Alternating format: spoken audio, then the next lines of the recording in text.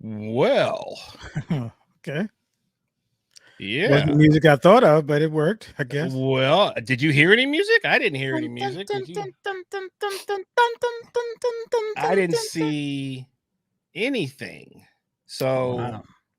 evidently, the video is not playing correctly into the. It attempted to play twice. Hey man, maybe the Anyway, video didn't want to have a gig today, bruh. I guess not, man. You know, they didn't want us to represent like we normally do. Exactly. But we here. It's cold-blooded, but we are here. Yeah. What's going on, everybody? What's happening? Local Musicians XP. We are here for our regular Tuesday night. Chop It Up Tuesdays. Yes, sir.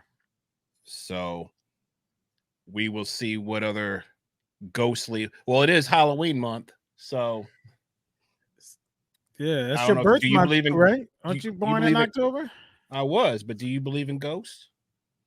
Hey man, I don't test things like that, bro. You from New Orleans? That's exactly why I don't test anything like that, bro. You from New Orleans, man? Without further ado, we're gonna bring on a cat that I know Tyrone Jackson has been waiting to get on this show because he is so a fellow giddy. I might not even ask the first couple of questions. So I already know that I can just leave after a certain period of time because I already know this is going to turn into a George Duke,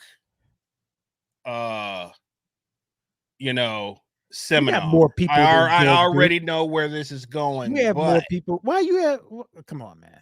Come on. But y'all, I'm just prefacing. I'm not saying nothing wrong with it. I say Drummers got feelings too, man. We're gonna include some drummer. Well, whatever y'all like to do. You know, match grip versus traditional grip. We can get into that too. You know what I'm saying? Y'all debates, dude. Man, that's a funny debate too, man. Cats still think that that's like a real thing. I'm just like, wow. But anyway, so this cat, man, I would describe him as a bebop player in a rock and roll world. Is how I describe this cat. Yeah. That's how I describe him. Does that kind of make sense? Not that his aim is, and he, because his language, but he's got some of that language, but it's the state of mind and the thinking of how he plays and his commitment to excellence. I think of him as a Swiss Army, a really good Swiss Army knife. Well, that too, but yeah, I'm just trying to set up. Knife is sharp. You know what I'm saying? A knife is sharp, like a Swiss Army knife. One of them bad boys might be dull, you know what I'm saying? So this cat, all of his appendages, they're all well sharpened. Let's just put it that way. I like that, bro. I call him he's a coffee connoisseur. Oh no, big time. Do y'all argue about coffee? We don't argue because we agree. We drink the same. We drink the same. I hipped him to CDM, bro, from your hometown. Coffee? From your hometown of New Orleans. I like him even better now. Okay, I hipped him to CDM. Okay. I would also describe him as a Georgia Bulldogs recruiting analyst, expert. He should actually be head of the recruiting department for the Georgia Bulldogs, because if they put this cat on the payroll, he would go around the country and scout talent for the Georgia Bulldogs. Cat knows what he's looking at. All right. Also, I would describe him one more thing: a Frank Zappa disciple. Okay, there you go. And that's hardcore. So we have many sides to this guy, but he doesn't do a lot of interviews. So we're fortunate that he's coming on to paid some money there, bruh. Chop it up with us, because he does not do this. So with no further ado, our brother Tom Grose. Hey, what's up, man? How are you guys? Is this the love doctor? Because I like a girl who hates me. What should I do? Oh, wait, wrong show. You were talking about that route in New Orleans. It's the John the Conqueror route, is it not? Isn't that the what? Isn't that the one? You know about all this stuff, right? Yeah, well, you know, it's a song. It's like in a Muddy Waters song called what is that song? I'm your hoochie coochie man. Hoochie coochie man. Yep. But my dad spent some time in New Orleans, and I was actually born in Brookhaven, Mississippi, which is halfway between Jackson and New Orleans. Yes. So I've got some of that in me, you know, in the womb. I was experiencing the humidity for, you know, that humidity is nice, for 9 months. I experienced that humidity, man. That Mississippi blanket they put all over you every summer. Yeah. It's rough. You gotta feel like you're taking 3 showers a day, bro, with that humidity, man. And you better be doing that because, you know, you're going to be offensive even if you're a little baby. Look, see, you have that luxurious hair, but, you know, chicks out there, bro, they be trying to spray so much stuff to hold their hair in place. Yeah. Nothing happens, bro. I wish I had worn my hat, man. This is a hat show. Hat show, man. I was trying to find a wig to put on, man. Because you just have iconic hair. And I was looking for the wig, and I asked my wife, I was like, where's that wig that you have? She's like, I don't know. She looked for it, but she had this curly wig, but I'm like, nah, that's not going to. I even brought my glasses out, man, to wear the wig with the glasses, but I couldn't find my hair. Yeah, you guys look great. My hair is hard to manage sometimes, especially in the winter when it gets dry. It just like, just does that. You know, it's like helmet head. So you got to. Have hair moisturizer and whatnot. Right.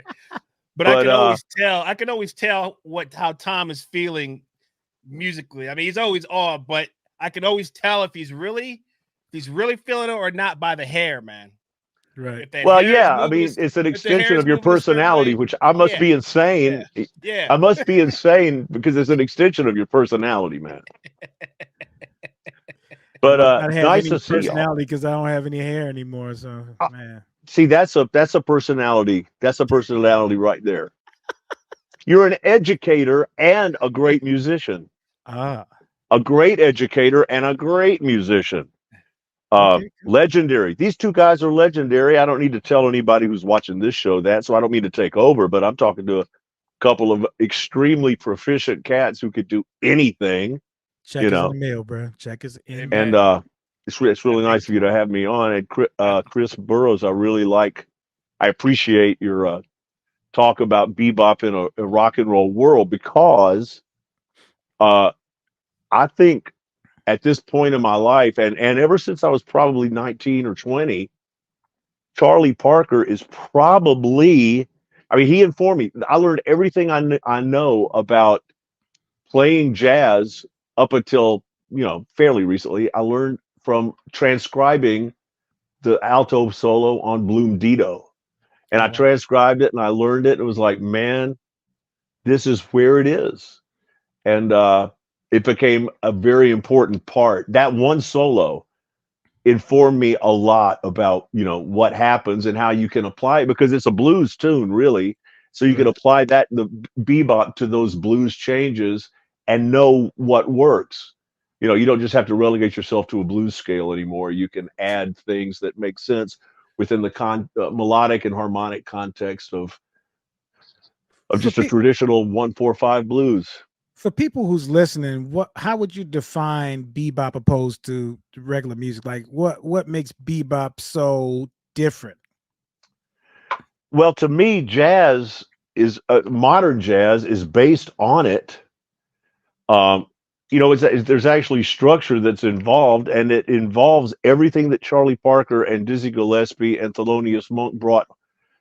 You know, I think of bebop as a harmonic.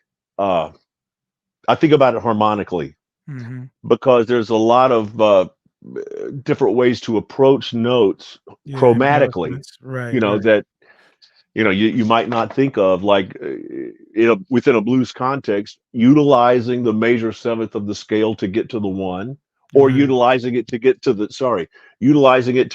2, and then to go back to the 1. You know, all those different ins and outs. and avoiding the fourth scale to me of the chord is very important. Thank you for that. You know, because every note in the scale doesn't work, people. It doesn't work, although Parker does employ the fourth tone in Bloom Dito. Right. It's very unusual. But does he resolve it to 3, or he just holds it out there? You know what's crazy? He holds it out there in the theme. In the theme is the last note. The 4 is the say ba da da da da ba da ba da da da da da da do ba bow. We're in the there's your tonic. Ba ba do ba bow. It's like what? But you know, I thought that was verboten. Right. But it's the last note of that theme. So to me, bebop is a harmonic. It's harmonics for the most part, unless you know tempos can be extremely fast. They don't have to be, but you know those guys would challenge each other in order to prove points about their proficiency. Right. Which people in the jazz world still seem to do quite a bit.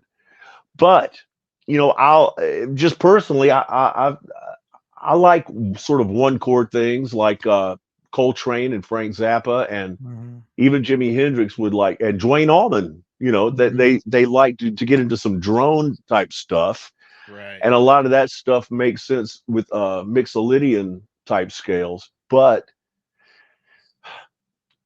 you can add elements of the chromatic scale to that, you know, if you know what you're doing harmonically and know how to shift around. If it's intentional, it can work. You know, if you're just screwing around, it's going to sound terrible. But if you know what you're doing, you know, you can do things. And I try not to overstep my knowledge. You know, I never try to play anything outside my boundaries unless I go insane just for a moment for going insane's sake. So how did is that a thing? Does jazz have that? Because I employ that. And if it's jazz, I'll keep doing it. Well, how did Charlie Parker enter your life? I was at the University of Georgia one night, and some friends were listening to jazz, and you know we would do that. Somebody put on a Charlie Parker record. I said, "That's the greatest thing I've ever heard in my life." You know, at the time, people were into Headhunters, and they were into Weather Report and Chick Corea with Return to Forever, and all kinds of progressive jazz type things. You know, and Zappa was big at the time.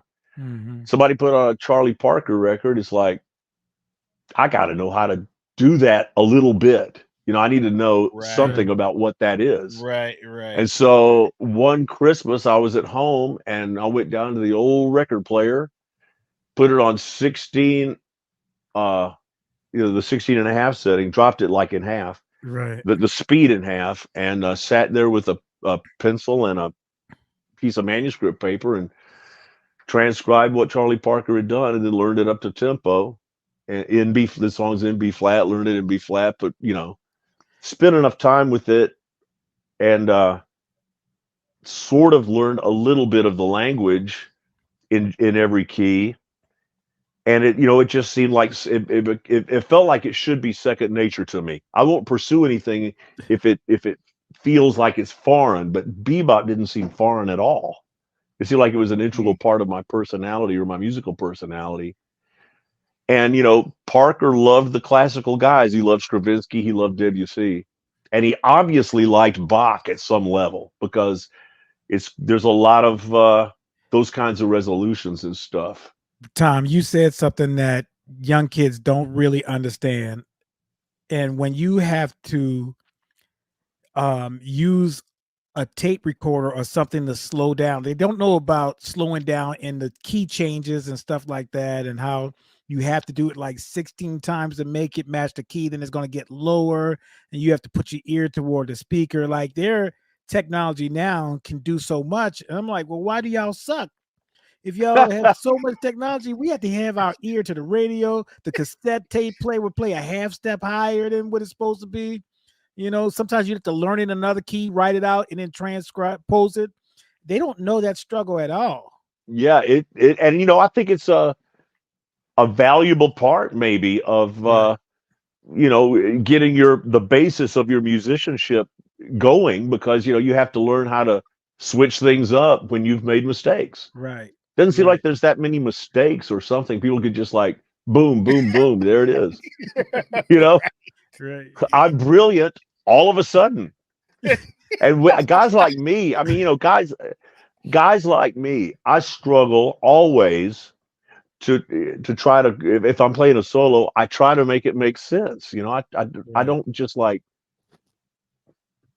it's not just a random combination. I like to try to start somewhere and end somewhere. Right. And if I can do that, I've had a successful moment. Right. You know. Anyway. Go ahead, Chris. It's your turn, bro. Because I jumped in. Oh, gee. Thanks, guys. Right. I really appreciate I don't want to interrupt keyboard talk. Man, I love Vinny Colaiuta a lot. He's one of the greats, man. Did you like that record where Dave Weckl was on one side? And here we go. Man, that was great, man. All right. I like Acuna better. I like him the best. Well, I like Nadugu. Speaking of George Duke, right? Yes. Weather Report. I love. We're going to go in. Let's save a little bit of that. Let's save. All right. All right. Let's go back. So you said you were born in Mississippi. Yes, sir. So when did you start playing, and what were you introduced to that made you want to start playing? Well, my dad, he was a church musician. He was a minister of music, Baptist churches in the Southeast, and he was in Brookhaven, and then we moved to Tuscaloosa, which is why I like Alabama some, and the University of Alabama football program some. And in fact, he and Bear Bryant went to Tuscaloosa the same week, and Bear Bryant made the front page, and my dad made the back page. Oh wow! Of the paper, at the very end, new minister of music at the Tabernacle Baptist Church. Oh, at the Calvary Baptist Church. But then we moved to Carrollton, Georgia, and then we moved to Decatur, Georgia, where my dad became the minister of music at the Baptist Tabernacle, which is now the Tabernacle concert venue downtown. The Tabernacle was once a Baptist church, and my dad was the minister of music there between 1962 and 1967. And so I know that building like the back of my hand, and I used to crawl around in the balcony and play and hang out in the Sunday school rooms and hang out on stage and listen to the organ. First time I got to go to big church, I was 4 years old. At night, usually the kids would have to go into the, playrooms back in the back and hang out so they didn't create disturbances.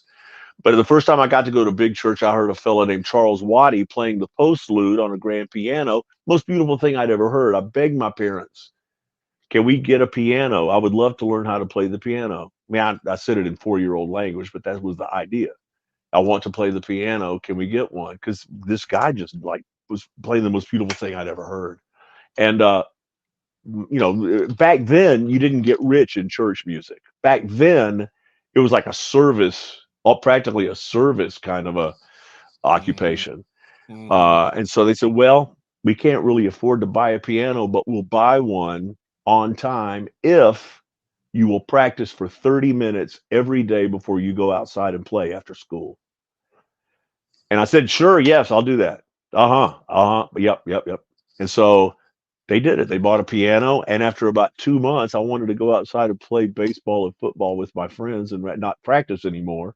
And they held me to it. They said, nope, you made a deal with us, and we went into financial straits for you, and you're going to practice for 30 minutes before you do anything else. And it taught me a lesson, and I'm very thankful that they did that. So I took lessons until I was 15, and the whole time I was very interested in the Beatles.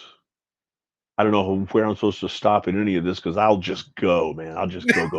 Keep going, brother. You got it. At the time, I loved the Beatles, and I liked the Animals. I liked the Dave Clark Five, and I liked the Beach Boys, and I liked Stevie Wonder. And all through, about going through this is like the early 60s to mid 60s. And I'm also doing sports. I'm playing baseball. I'm playing football. I'm playing basketball in the, little league type situations. And so, but I'm still having to practice. So I quit when I was 15. But by that time, I had already started taking trumpet lessons in elementary school band.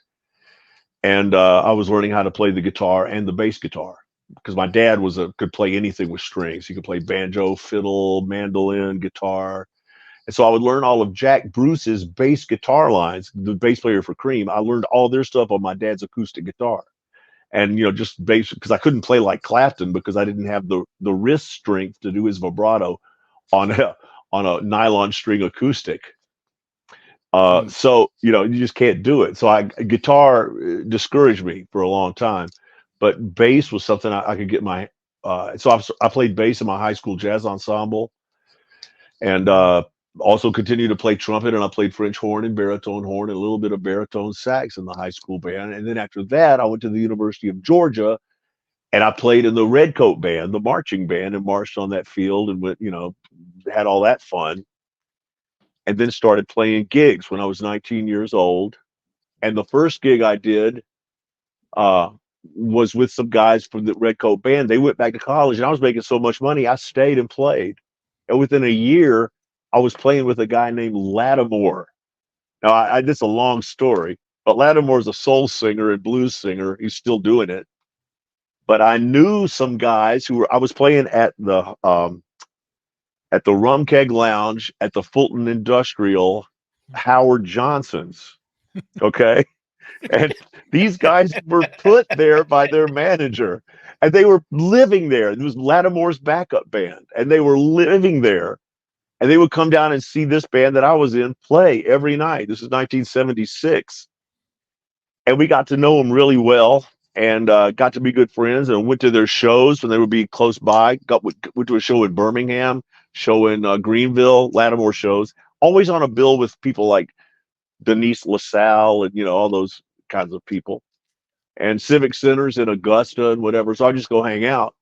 The keyboard player, Mike Jones, left the band, and they recommended to Lattimore that I join the band. And so I joined the band, but it was very short-lived because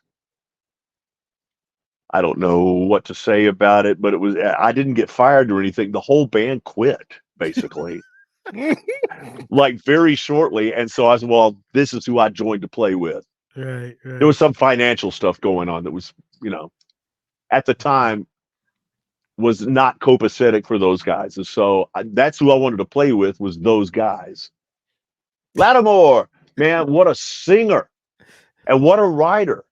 That guy's one of the great unheralded geniuses of pop music. I didn't even, I knew about Lattimore, but playing some gigs with Tom and with the Mike Veal band, and we'll talk a little bit more about that. Tom does a couple of the Lattimore tunes. Oh, which ones? I do I do a bunch of them, actually. I Get Lifted, which was originally by that is his version of that is incredible. That is George McRae's song, the guy who did Rock You Baby, that guy. Right. But Lat did a cover of it. It's great. Something About You, It Ain't Where You've Been, It's Where You're Going. Right. And I've done Sweet Vibrations before. Okay. And Mike used to do Long Distance Love from the next album. But yeah, I'm a big fan of his, man. And Chris, you can wear that, bro. What a great singer. You can wear that hair, bro. Listen, man. Lat, man. This is I played when we were rated. We talk about what we call pimpology sometimes. This is one of the heroes of that era, man. No lie, man. Right. That's no lie. And like he's about to say right now, you can get back in that car right now, man. Get back in that car. Man, I swear, we must have played that week. That first week, we played 6 gigs in these places that you would never know that they were even places, but so they'd be like a building out in a field or something, and you'd go there. There'd be a guy taking tickets. There'd be 600 screaming 30-year-old ladies in that room, just screaming, and hardly any guys. Wow. Like Lattimore was the guy, man. He was like, he could draw a women's crowd. It was Teddy Pendergrass level stuff. Wow. I mean, just like crazy. And his songs are always built about a lot of his songs are about how he as a man has messed up. Oh wow. Yeah, like you know, and she told me, and I said, honey, and like he goes through this litany of things in this one song, honey, you know, I lost my job. You locked the door, and I don't have a job, and I've got to get in, and I got to get in, and I need to be with you and all this stuff. And and she says, my give a damn done gave out a long time ago. It's that kind of stuff, and these women would just go crazy for it. It's like he's validating their concern. I just feel like this cat is just writing down that information that's happened to him. You know, he's just exactly. Like, yo, this is a song. this will be another good song. This will be another one. You know, man. But yeah, he was great. It was a great pleasure. I learned a lot just from listening to his stuff and watching him perform. He was just great. And what happened after that? What after that band broke up? But after that band left, I came back to Atlanta and started playing around, and I was playing at different places. I got do y'all know the singer Alan Harris? He's a singer, a jazz singer he lives in New York now. And he's got some notoriety now, but he and I were playing in a band in Atlanta together, and it was called Joint Effort. Okay. And Jerome Olds came out and heard us. We were playing down on Stewart Avenue, and Jerome Olds heard us, and he liked us, and he hired us away from the band, and we started playing with him and a drummer named Mike Napodi from Atlanta, and we had a band, and then after Alan left that band, Barry Richmond joined the band. This is like 1979, maybe. Wow. We opened for Hall & Oates at the Agora Ballroom. We did some really cool stuff. And we traveled the world with a bunch of different Broadway casts with a company called Great Resorts who did the I Love New York promotional campaigns all over the world. And then Jerome and I went to New York, and we started playing a bunch of gigs in New York. Scott Meader was in the band at the time. Clark Sullivan was in the band at the time. And Jerome and I wound up moving up there for 2 years. We played all over and met 1 million people and played with a bunch of people.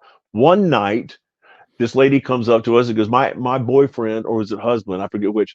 He really likes you guys, and he plays the saxophone. And I think he might want to sit in because he comes in and listens to you guys when he gets off work a lot. Mm-hmm. Like, okay, cool. Well, I had whatever, you know. So we're playing. It's a place called The Front in the Village. All of a sudden, Jerome walks up to me. He's, Tommy, this is David Sanborn. Oh, and I said, you know, so I said, do you want to sit in? He goes, yes. I said, okay. So that's who she was talking about. Sanborn used to come in and listen to us and have a drink when he would get off work.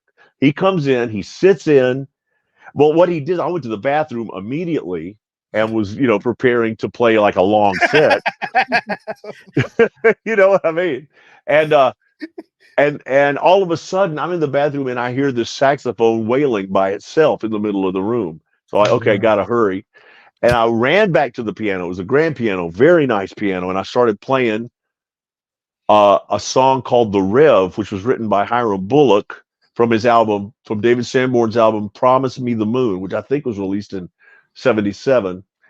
And Sanborn looked at me like, how do you know that? Because that album didn't sell. I don't think it sold very few units.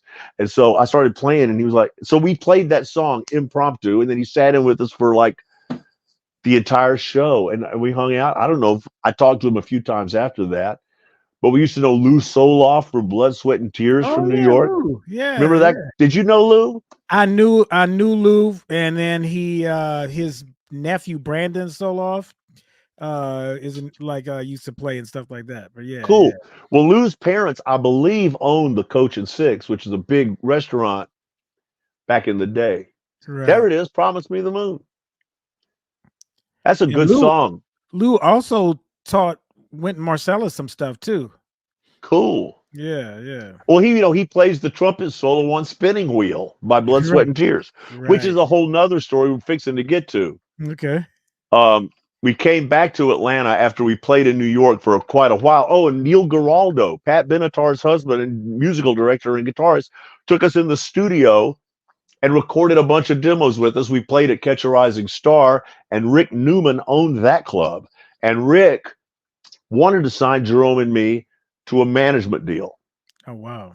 For reasons that I will not divulge, we did not sign the contract. And we were also asked, as a result of being at that club, to sign a publishing deal with a guy named Chris Blackwell, not our Chris Blackwell, but a guy named Chris Blackwell with Virgin Records. He was like the head guy. He wanted to sign Jerome and me to a publishing deal. And for reasons that I will not go into, we didn't sign that deal either. I can almost hear Jerome. I'll tell you guys. Hey, man, we can't sign that deal. How about that? So anyway, sign that deal. Tens of thousands of dollars later. Anyway, we eventually split from New York, and having made a million contacts that we didn't keep up with, because heck, I'm 23 years old. This stuff is going to keep happening to me for the rest of my life. It's never going to end. I don't need to keep any of these. So anyway, Jerome and I came back to Atlanta, and we started playing again with Scott Meter and Clark Sullivan and a fellow named Ricky Pierce, who was a great rock and roll songwriter. And one night I was playing, we were playing at a place called Chaps, where I got to play and sing I Go Crazy while Paul Davis was actually in the room. Oh, wow. I was like, whoa. And at the end of it, he said, well, Tom, that just goes to show you, I think I probably wrote a pretty good song there, because I did it in my more traditional style, and you did it in your more sophisticated jazz kind of style. That shows me I wrote a pretty good song right there. That was Paul Davis. That's how he talked. But it's a great song, and I got to perform it for him. But one night we were in the same club, and I announced to the crowd, we're going to do an original song that I wrote now. And I don't know why we're going to do it, because nobody ever requests it and nobody ever applauds for it. And so nobody really seems to like it. But we're going to do it anyway. And so we did the song. And after the song is over, I turned to my right, and there's this person standing there, and he says, my name's Al Cooper, and I want you to know I love that song. Wow. And I was like, Al Cooper, what are you doing in town? I was very excited. That's a childhood icon for me, because I had the Super Session album with Stephen Stills and Mike Bloomfield. I was a Blood, Sweat, and Tears fan, and that was his band. And he had played on all that Bob Dylan stuff. He'd been the organist, and he had the Blues Project. So he was he's a cultural icon to me. Right. And he wound up, we hung out with him all the time. He hired me to play piano on a Johnny Van Zant band album. He's the guy whose brothers were in Lynyrd Skynyrd and 38 Special.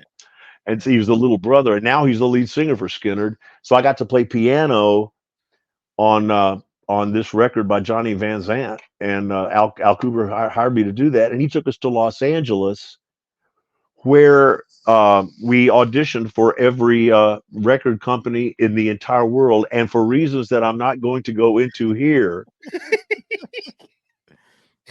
that didn't happen. Okay, and so then we came back to Atlanta. Jerome left the band within about a year. And then I took the band over, basically, but it was actually our band. It was Bill Kaler on saxophone and second keyboards and vocals.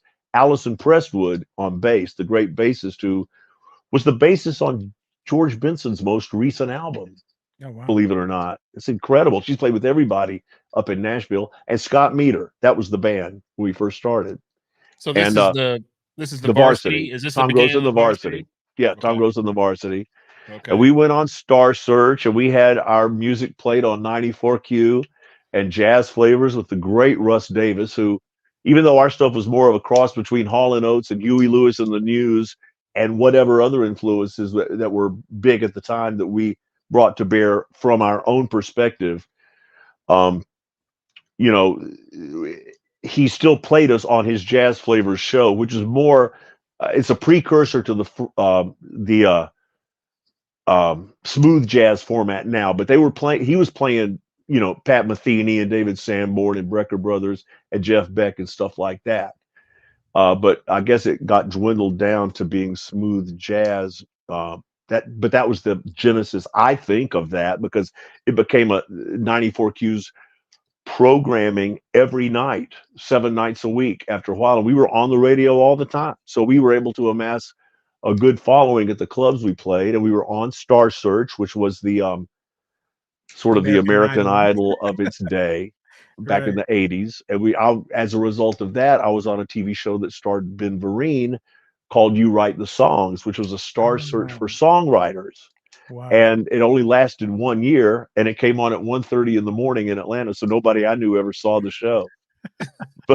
but it was still a cool thing. It had the same grand prize as Star Search. It was a pretty good payday. Wow. And then after that, we did the first NBA rock and roll video for the Atlanta Hawks called Nothing Can Stop Us. We were Atlanta's Air Force, and we were playing under a basketball goal while Tree Rollins and John Concack and Antoine Carr and Dominique Wilkins dunked on us. You know, that was basically we looked like children. You know, we were so small compared to these guys. Is that like when Tom Chambers dunked on Mark Jackson? For the pretty Knicks? Similar. Okay. Although this team had Spud Webb. Trying to get a visual. This team had Spud. Spud, man. Spud. Unbelievable. Man, that guy, I mean, think about that guy. 5'7". So yeah. So anyway, the song was called Nothing Can Stop Us. We're Atlanta's Air Force, and it was commissioned to me by Turner Broadcasting, and they said give us an idea of what you can do. So just an idea, and so I sent them an idea, and they said, don't change a thing. That's it. And so we went in the next that week and recorded it. I would have changed things, but they wouldn't let me change anything. I could have made it better, but they said, no, we don't want you to, don't change anything. Okay. It's a lot of guys that are in positions like that. They can make decisions for you that maybe you weren't able to do your best, but you still had to complete the work, and they wanted it the way they wanted it. So, I mean, these kinds of things just kept happening, and eventually they stopped happening, you know. Here's when the Varsity stopped. Scott Meter left the band, and so that sort of was the end of that as far as I was concerned. And but you know, we had good successes. We played all over. I did a thing with the Atlanta Ballet during this period of time called Rockin' to the Point, and the choreographer was Louis Johnson from the Dance Theater of Harlem, who did Pearly and The Wiz and all these other great movies, you know, and stuff on Broadway. So he was a choreographer, and I wrote the music, and it was very interesting because I had presented him with some music to do some choreography to, but with the understanding that I was going to be changing the music later because I'd sent him existing music that was on a CD that we had already released, but he went ahead and choreographed to that music. And so I didn't want to, because we were going to re-record that score. I mean, the score for that ballet. And so I wanted to do different music. So I had to go back and rewrite the music to his steps. Wow. You know what I'm saying? I went back and I wrote a whole brand new, like I had less than a week to do this in, and I had to go back and rewrite the entire ballet to choreograph to his steps. Like, okay, here's this many steps. I got to write this many bars. This is what I've got to do. It was, and so we got it done, and we performed it during three different seasons of the Atlanta Ballet. Crazy. It was very successful. But when Scott Meter left the band, I kind of took a bunch of time off, just started playing. I went down to Key West and played with a band called the Out of Hand Band, and then just a bunch of different things that got me to where I am today, wherever that is. I don't really know where that is, but I do know that I'm continuing to write a bunch of music, and I'm continuing to gig as much as I possibly can. You know, at some point, all of that youthful stuff stops, and you got to start being creative and try to find ways to make your music mean something to somebody. Mm-hmm. And who knows if I've been successful at all, you know. But I certainly would like to. I think that Tyrone, I think that what you do is really helpful because you're really contributing to people's minds, you know, to be able to teach at a world-class university because of your skill set and your degree. Do you have a degree in or a master's degree? What is the degree that you have? I have a master's degree in jazz education. Yeah, jazz performance from jazz studies from Georgia State University. Awesome, man. That's awesome. Did you know my mom? She was in the office at Georgia State back when Steve Winnick was there and some other guys. Was it Kay? No, Joanne Gross was her name, but you are probably too young for her. Okay, yeah. But she was in that back office over to the left when you first walk in. Oh wow, okay. But my mom was she was like, she helped everybody with their curriculum and everything. Oh, beautiful, beautiful. But yeah, so I knew a lot of those people. I went there for a minute, but I didn't ever finish. I've often thought, this is something that I would like to do if I didn't have to deal with core curriculum. I don't know if I know that all colleges still have that, but right now I can go to college for free if I want to because I'm over 65. Wow, I didn't know that about you, but you could. You can't do that. We'll take you at Kennesaw. Come on, man. Hey, man, I'll come study with you. Mutually. Hey, man, gotta learn. Right. Always like to be learning if I possibly can.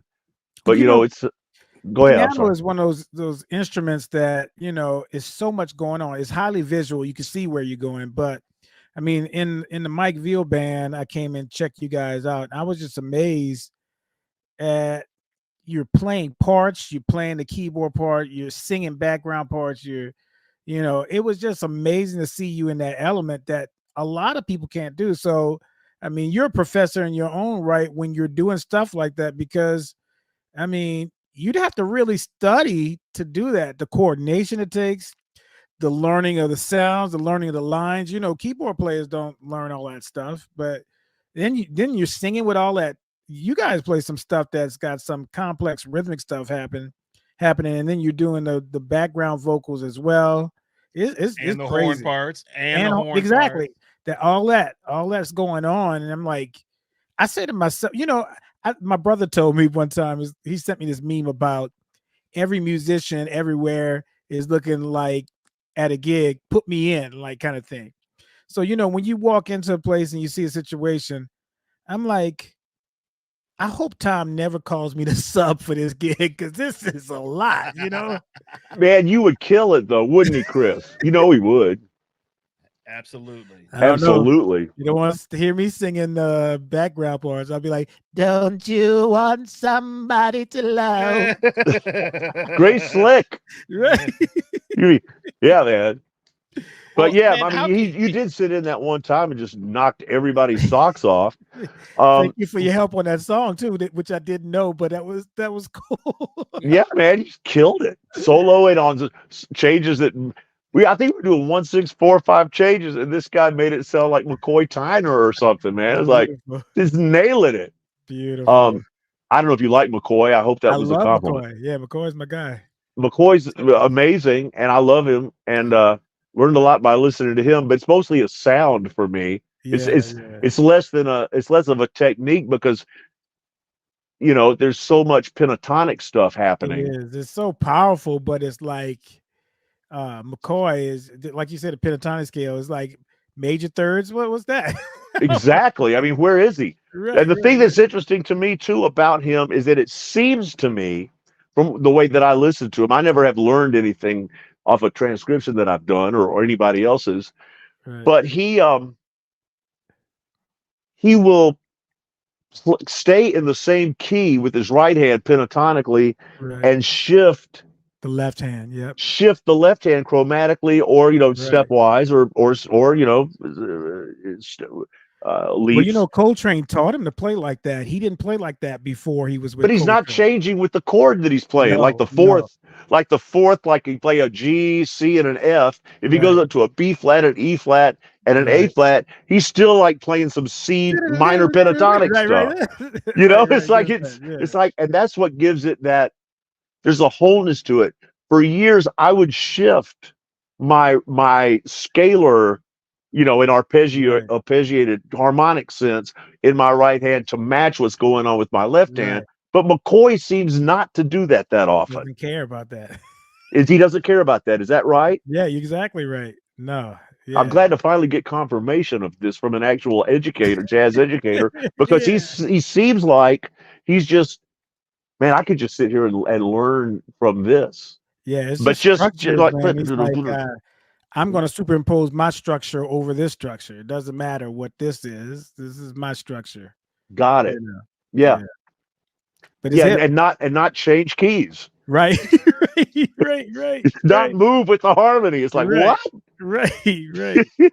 It's a completely new concept especially when you're talking about having somebody who transcribed Bloom Dito by Charlie Parker and going through all those machinations of different chord changes and how things relate to each other and the approaches that you use to get back. Right. McCoy didn't do it. You just I know he had to have been able to play that stuff because you can't, you don't, but I guess sometimes being progressive means losing some of the wonderful musical values that transcribed earlier, so that transpired earlier. Traditions, yeah. Did you know Miles Davis told Coltrane that he didn't think McCoy Tyner was a good piano player and he shouldn't be in his band? You know what I heard? I heard that in Miles, he said he thought that he used to love McCoy's playing, but he thought he lost his touch playing with Elvin.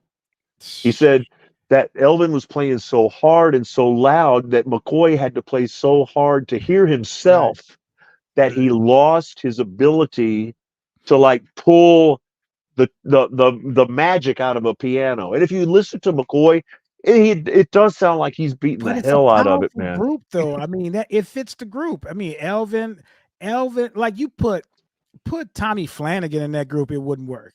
No. Or you put another drummer like Max Roach in that group, it doesn't work. It's just it doesn't. You're right. Yeah, Jack DeJohnette, maybe. Yeah, possibly. But Jack's drums are amazing sounding to me. I mean, every time I listen to him on anything, it sounds like his drums are like a different breed of drum kit than everybody else of the period. Too, Jack DeJohnette with everybody, but Jack DeJohnette and what's my man who plays bass? Reggie. And Dave Holland and Jack DeJohnette is a thing, and also now I'm drawing a blank with Keith Jarrett. In the Miles bands, you mean? Yeah, but it's didn't Chick and Keith play in the same band for a minute, and John McLaughlin and those guys? Yeah, that's right. Mm-hmm. And Zawinul and Chick and Herbie, as we all know, are all the same band for In a Silent Way, which is like the greatest album there ever was. Now, you and Chris, have y'all played together a lot? Like I've seen y'all in the Mike Veal band, but I thought that's a good marriage. But I've never seen you guys play in other iterations before. Have y'all played before a lot together? I don't think so. I mean, we may have, but if so, I wasn't very memorable. To me, no, I playing with Mike is such a gas, because like I say, I don't know anybody with his repertoire who is able to do what he does. Yeah. And Chris and I and Chris Blackwell and Greg, we try to provide the best backing that we can for him. It's kind of, because the show really is about Mike, but we express ourselves as well, but we do it through Mike. Right. It's like we try to funnel everything through him, and it works that way. But I've never played with Chris like in a bona fide jazz situation. Did you ever sub for Rupert's, Chris, when I was in the band? I played with you a couple times in Rupert's. Okay. Mm-hmm. But that gig, that's like it's a different fill in the blank kind of a gig. Yeah, exactly. Yeah. But it's great players again, wonderful guys like Brian Lopes, who I know Lopes. Mm-hmm. And Carl and Mark Haynes and Joe Rita and John Chalden, Carl Liberator and Kevin Hyde, who plays with Randall Brown. Was in that band too? He is in that band. Still in it. Yeah. Oh wow, I haven't seen Carl in years, man. Man, he's great too. Great player. And Kevin Hyde, who plays with Randall Bramlett, is the trombone player for them. So they got a lot of good talent in that group. But anyway, I just wanted to say that about how we approach our musicianship via Mike, because you got to do it differently. You can't do it the same way every time.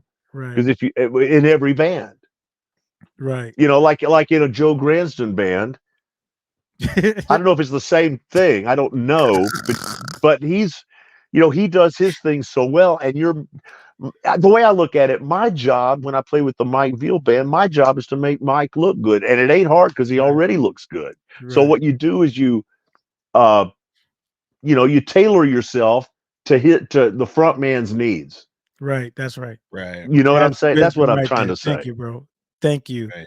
If anybody's listening out there, that's the advice that you have to have. It's not about you being a star. You're going to star in your role anyway, you know, but if you have to seem like you have to, you know, play over a person and not support or undergird what's going on, you're not doing your first job. Right. You know? That's right. Support is, you know, especially in Mike's band, because it's can go anywhere at and it any does. time. And it does. You have a split second to figure out, okay, I'm in this lane. Okay, I'm in this lane. Okay, I'm in this lane. And the money could be contingent on you switching lanes too. Yep. Like the money being better is in y'all ability to say, "Oh, we're going to do Earth, Wind, and Fire tune." The key to that, the key to playing that gig is you're playing to the request of what people throw at you. So a lot of people think you know, it's this kind of shtick thing, but it's really, I found personally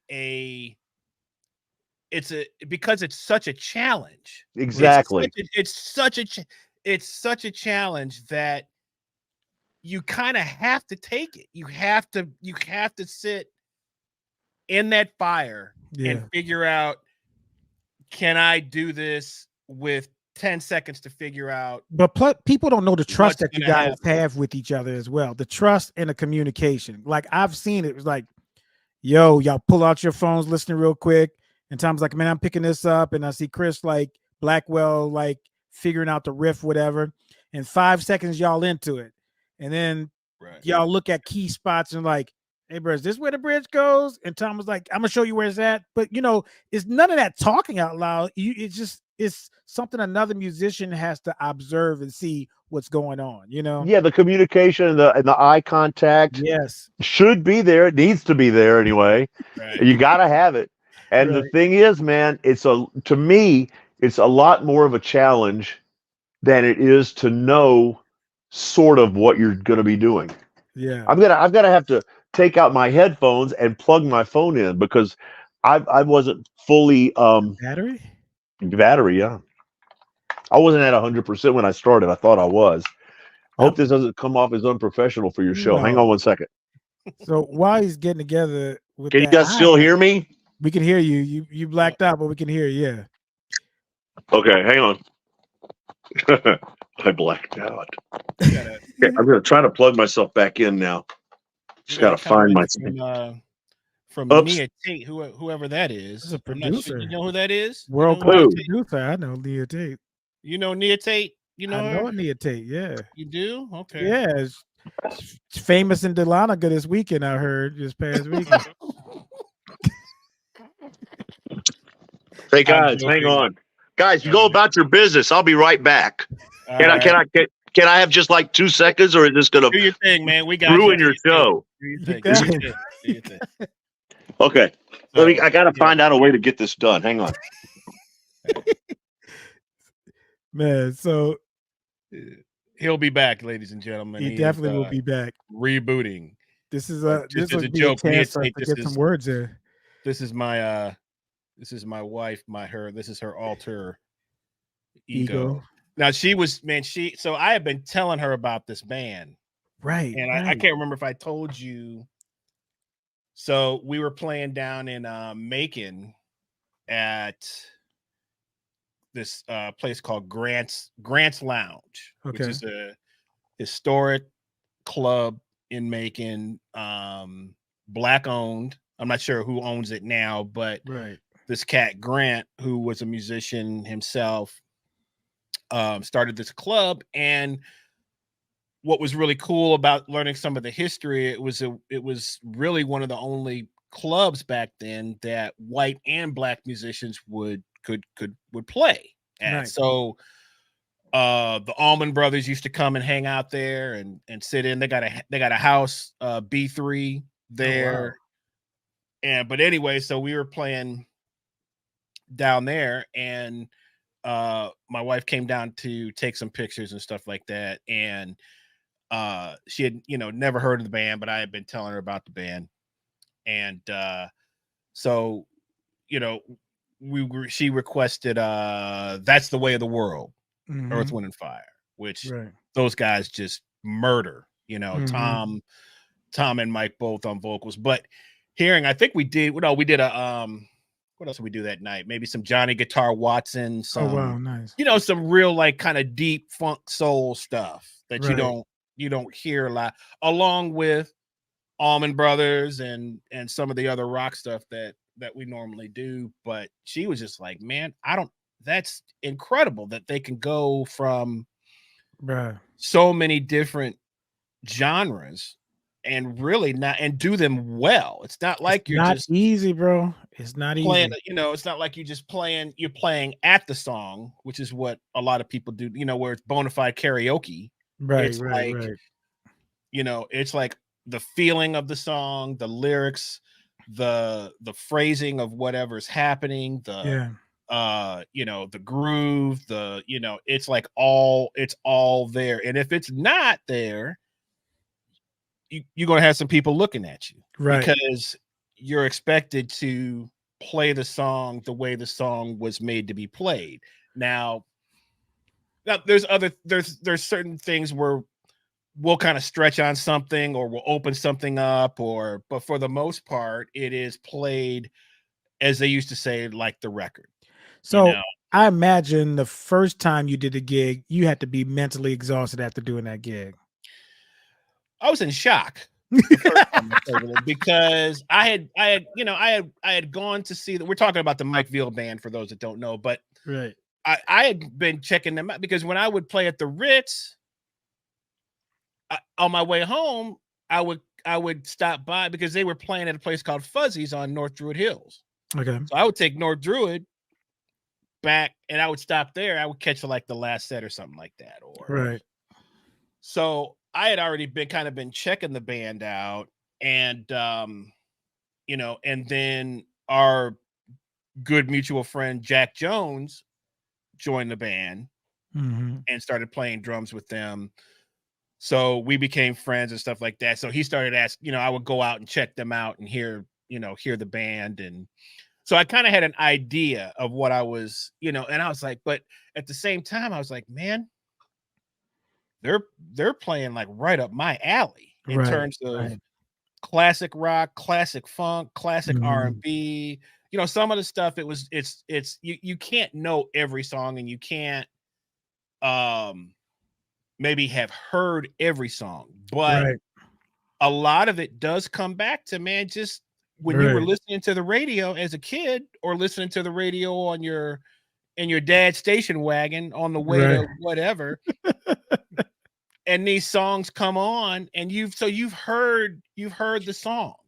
So I feel that's easier for a drummer than it is for a keyboard player. Like, well, it probably is, because but as a drummer, I still have to pay attention to all the rollback. But you guys have to know the exact but you could listen to something, you know what I'm saying, like you could hear something take 5 minutes to listen to something, and then you could kind of be like, oh, okay, I kind of got this, I kind of figured it out, which is what happens a lot of times. Is we see you there, as Tom's said, you can't know every song, you can't know everything, but you have some sort of, your ear has sort of has heard it before. I mean, there's songs where Mike will call a song, and you'll see Tom just kind of pause for a second, because it's like you got to kind of go through that Rolodex of like, okay, and then there'll be something where he'll kind of have to listen to, because it's like you sometimes you just can't hear everything off the top of your head. And sometimes you're like, I know this section, but where does that bridge go? And you forward to the bridge and like, oh yeah. That's where it goes. And that's I think the real beauty of playing with that band is we want to get it right. They want to get it right. They don't want to like, oh, okay, we'll kind of play at it, or we'll kind of, it's about trying to get it right. And and that's the beauty of the challenge of playing in that band. I don't know what you think about that, Tom, but I mean, that's what I think, Am I on? Yes, you are. I'm back. Okay, man. Sorry about that. No, that's cool. Right. Everything just went dark. I didn't know if I was alive. Right. But yeah, it's true. It's exactly what I think about it. And, you can't, like you say, you can't know everything. And sometimes we'll learn a song wrong. Like, for example, in a previous incarnation of the Mike Veal Band, there was some stuff that we learned that, like Barry Thrasher, rest his soul, great guitar player. Bless his heart, loved him, loved working with him. But we would learn songs sometimes in a key that was not record key. And so we'd build an entire arrangement. I would go home and know the key that he was doing it in, on a night, and then I'd learn it. I'd work it up. I'd write it out. I'd write out the chord, the keyboard part, and from that, I could extrapolate what was supposed to be going everywhere else. And so we'd learn the song in the wrong key, and then another guitar player would come in, and Barry might not be there for a gig, and we'd be like playing a song in like a key that was a half step away from it, and it's a song that everybody else knows in this other key. And for guitar, it's hard to change that stuff up. Right. We did Hotel California for years in A minor. The song's in B minor. Right. And every other guitar player plays it in B minor. Nobody plays it in E minor. It's got very specific guitar solos at the end that are iconic that everybody wants to hear.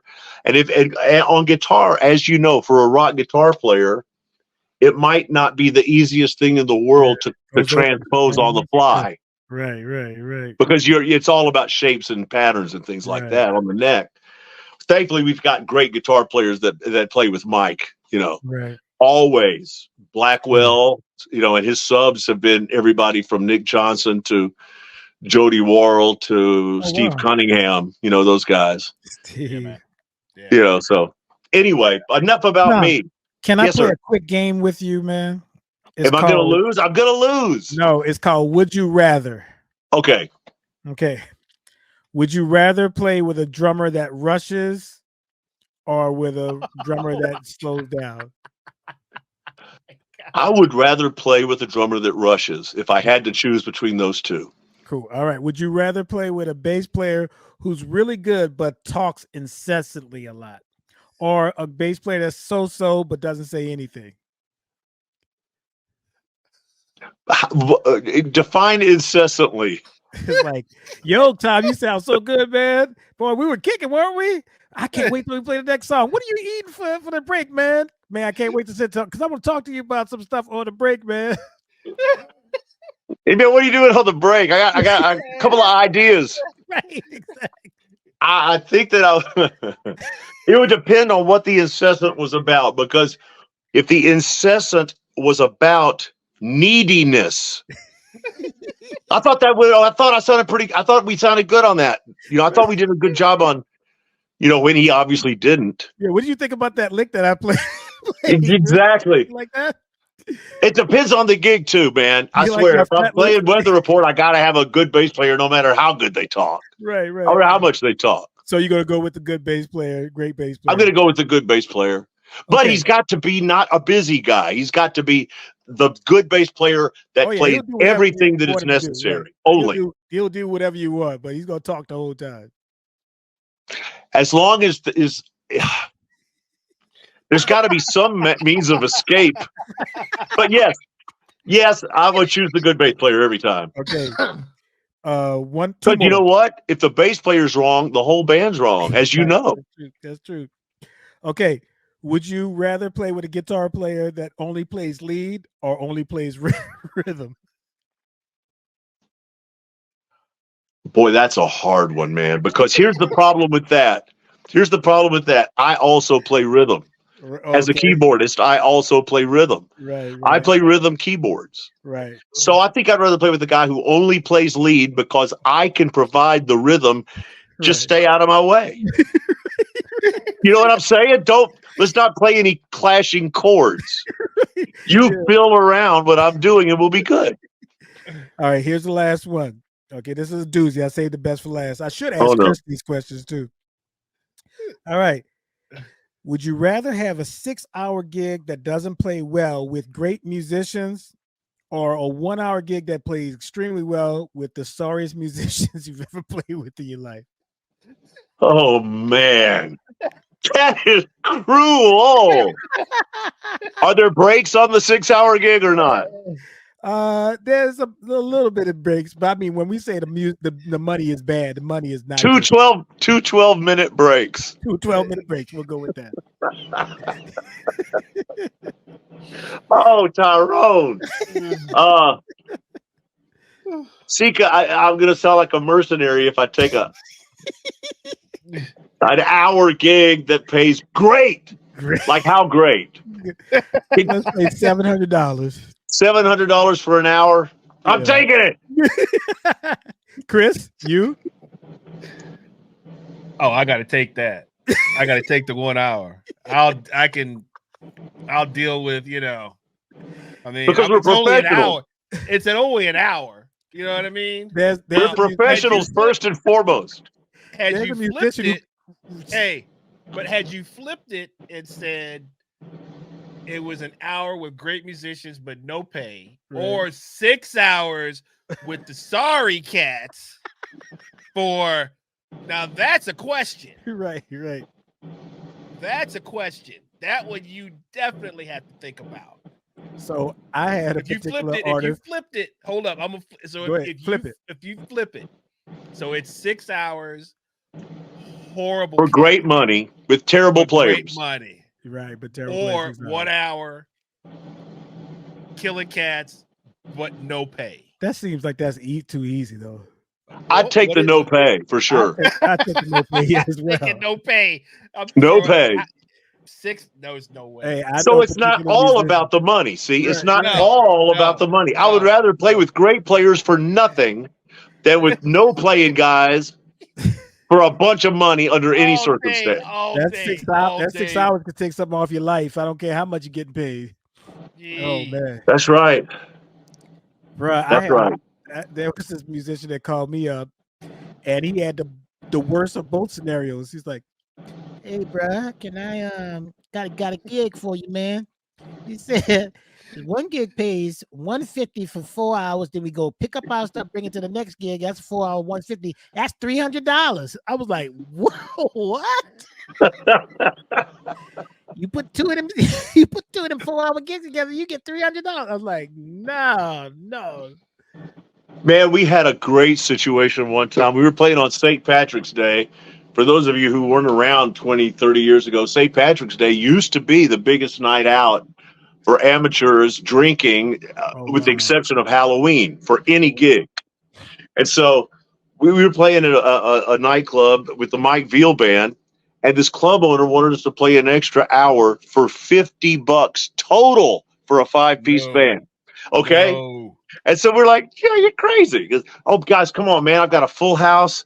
It's packed in here. You got to help me out. You got to help me out, man. Because we're like, no. And so he goes away. And then he comes back. Man, come on, guys. You got to help me, please. I got this packed room. And we're like in the process of packing up. No, we're not going to play for that. $50, $10 a man for an hour? No. And so then he comes back and he says, okay, guys, look, let me put it like this. First of all, if you do this for me, you're going to make what you're already making, and you can keep your tips, and you'll get $10 extra per man. So it's like he didn't bring anything new to it. He just described it differently again. You can keep your tip. First of all, I told the story to Jody Worrell. He's so funny. I said, so you're going to make what you're already making? And Jody said, okay, so that's not off the table. You're going to make what you're already making, and you can keep your tips. Oh, thank you. I didn't know that we weren't keeping them. I was like, oh wow, we get to keep this time. So anyway, yeah, that kind of thing. It's just crazy the stuff you go through as a working guy, right? As you both know. Oh my gosh, I'm sure we could do a whole episode just on that. Yes, in terms of just the crazy gigs, the being shafted on what was supposed to be paid. You were talking about back when you were playing with Lattimore, man. I know that those cats had a whole different vibe in terms of like getting their money, trying to get their money. It was all about the manager. It was all about the manager. It wasn't Lat, because he was taking Lat's money and distributing it for everybody. Right. And it was like it wasn't Lat's fault. Right. Freaking manager. So yeah, but the guys in the band are like, in fact, Lattimore's own brother told me, Tom, when you got in the band, I thought it was gonna be different. But it's just the same.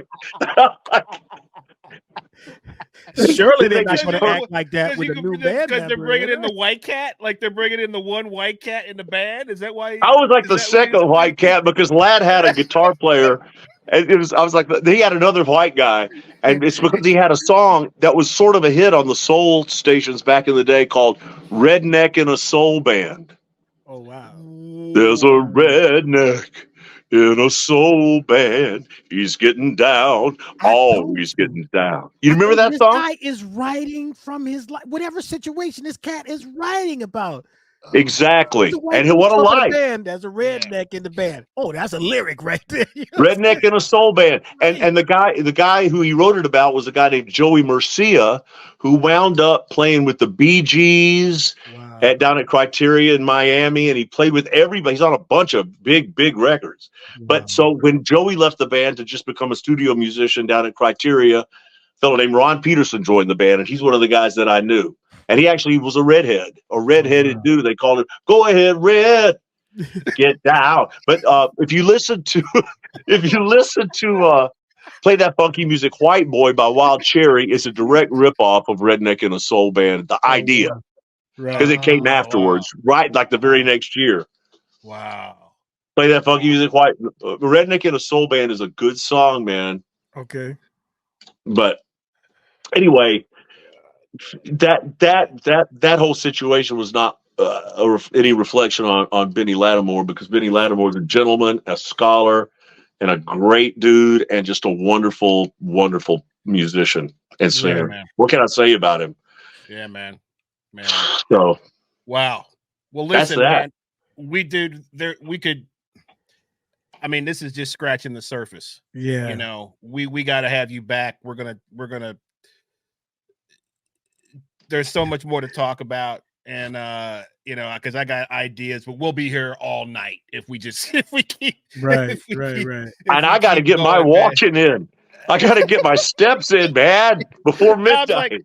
Tom asked me, he's like, man, so how long am I going to be on? Like maybe 45 minutes. I go, dude, once we get talking, it just flies. And right now we're at an hour 24, and it's just like we just started, and that's how you know it's good.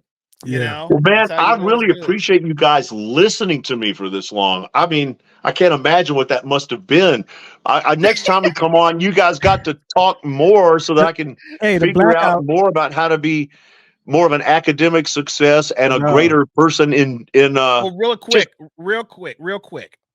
Is that ever something that you really considered that you would want to do, is teach? I never have at a university. Okay. I never have, because to me, some sort of crazy curriculum addendum, maybe like rock and roll, because there's a whole genre of rock that is now dead, and it's improv. The whole Allman Brothers, the whole and not necessarily just the hippie stuff, but Cream, Hendrix, the Allman Brothers, even the Doors to a degree, as primitive as that was, there's a lot of that rock and roll improv and how to play together within a rock and roll context. Other than people who are deadheads, they don't really and people who are severe Allman Brothers disciples. By the way, I get to play with people who played with Greg Allman a lot. And I know them. Tommy Talton and Randall Bramlett and Bill Stewart has been a part of it, a band called the Greg Allman Laid Back Legacy. And these guys played on the Greg Allman Laid Back album and were a part of that tour in 1973. And in Southern rock circles, that album is a very important solo album by Greg Allman. It sold a lot of copies, and it sort of showed his more laid back, soulful side as opposed to just his blues rock chops, you know. Well, and songwriting. If I ever am, if I ever over a university and a curriculum, both you and Chris are hired, because you don't feel like the degree is the thing that does it. It's you're a true practitioner of the art form, you know. So that is your education. Like, you think about it, Bill Gates didn't graduate from college because he knew what the heck he was doing. You know what I'm saying? Neither did Dr. Billy Taylor. Yeah, right. So there's ways around that where it's called an artist in residence. You're an artist and you're in residence and you're teaching. So if I ever have a university, that is a class that needs to be had, you know. Wow, man, that's quite a nice thing to say. Yeah. Yeah, I mean, if there was ever any way that I could develop something along the lines of what it takes to play rock and roll improv, it's a completely different animal than jazz, that's for sure. Let's do it. Let's talk about that, what it would look like. Okay. While you're still young, you know? I'll do it while I'm still in my mid-60s. Right. Youth. Youth. Man.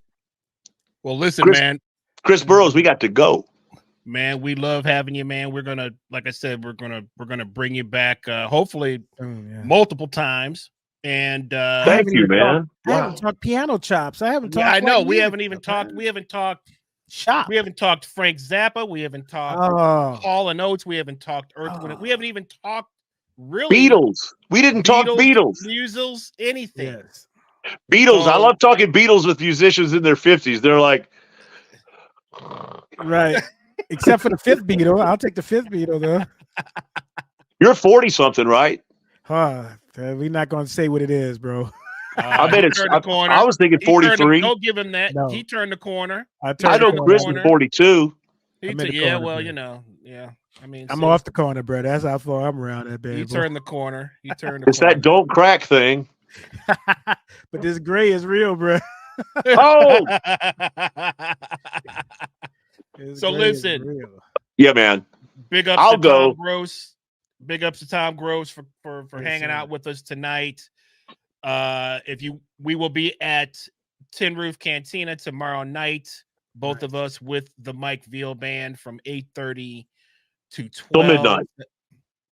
Come out. That's on North Druid and Briarcliff. Come out. That's hang right. Out with this great band. And anything else you got, man? Are you playing Thursday? I'm playing Thursday. Yes, thank you. I'm playing at their Gastropub in Brookhaven with Tony Hill and Scott Meter. Okay. We're doing and Scott's really taking it on the chin for us, but he's doing a very nice thing. He's playing a drum cat because the room is very, very small. And so there's, the ambience of the drums is something that the club owner was concerned about, because every time he's had drums in there, he's had volume complaints. And we know there are ways around that. But, we wanted to show the owner, what is the possibility. And Scott was on board, man. And I know it's no fun to play a drum cat, but he nailed it, man. And we were able to play at a volume that nobody left because of the volume. The entire night. And Tony Hill playing. It's me and Tony Hill and Scott. And if you've seen Tony, he's also a great guitarist and a great singer and a great entertainer. Great guitar. So you're kicking bass and keys. Guy. I'm kicking bass and keys, yes. Beautiful. Okay. And singing. Control. Ooh. Yeah. And my man Tony Hill can sing some Robert Plant. He can. Yes, he can sing all that stuff. Yes, he can sing. He's phenomenal. Phenomenal. Man. Yeah, man. Well, I'm gonna crash one of those gigs either tomorrow or Thursday. I'll crash one of them. And then Friday, we got to do something where you guys got the keys set up and are going back and forth about some concepts too. Let's do it. Let's do it, man. I will learn. I'll be the learning party on that one. Lies and flies. Tom Grose, thank you. Thanks for the time, man. Hey, man, we will see you tomorrow. Have a good one, guys. You too. Take it easy, Tom. All right, brother. Good one, man. Yeah, man.